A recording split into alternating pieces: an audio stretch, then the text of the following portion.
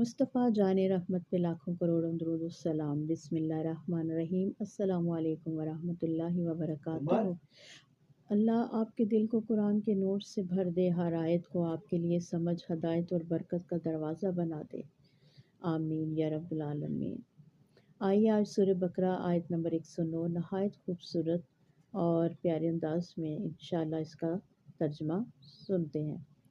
तर्जमा। कितने ही अहले किताब चाहते हैं कि तुम्हारे ईमान लाने के बाद तुम्हें दोबारा काफिर बना दे, सिर्फ अपने दिलों के हसद की वजह से, बावजूद ये कि हक इन पर जाहिर हो चुका है। सो तुम ए ईमान वालों दरगुजर करो, माफ़ करते रहो यहाँ तक कि अल्लाह अपना हुक्म ले आए। बेशक अल्लाह हर चीज़ पर पूरी कुदरत रखने वाला है। तफसीर। मेरे प्यारे सुनने वालों, अल्लाह हमें बता रहा है कि कुछ लोग ऐसे थे जो मुसलमानों के ईमान से जलते थे, हसद करते थे। वो चाहते थे कि मुसलमान दोबारा गुमराही में चले जाएं। लेकिन अल्लाह ने हमें एक अजीम इखलाकी सबक दिया। माफ़ करो, दरगुजर करो, दिलों को साफ़ करो।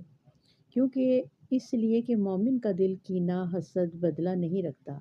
मोमिन का दिल नूर, ख़याल खैर, मोहब्बत और नरमी से भरा होता है। अल्लाह फरमा रहा है कि बदला लेने की जल्दी ना करो, दिल में सख्ती ना लाओ, बल्कि अल्लाह का फ़ैसला आने तक दरगुजर करो।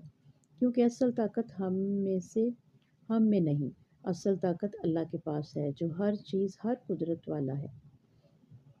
आज हमने ज़ियाल कुरान से सीखा कि दुश्मनी और हसद दुनिया में हमेशा रहेगा, मगर मोमिन का जवाब सिर्फ माफ़ी है।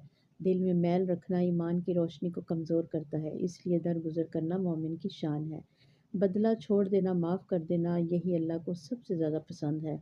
असल एतमाद अल्लाह की कुदरत पर होना चाहिए। अल्लाह सब देखता है, सब जानता है और वो बेहतरीन फ़ैसला करने वाला है। दुआ है उस रब्बे जुल जलाल से, अल्लाह हमारे दिलों को पाक कर दे, हमारे सीनों को साफ़ कर दे और हमें माफ़ करने वाला बना दे, और हमारा ईमान हमेशा मजबूत रख, यहाँ तक कि हम तेरे पास जाएं तो तू हमसे राज़ी हो जाए। आमीन या रब्बुल आलमीन।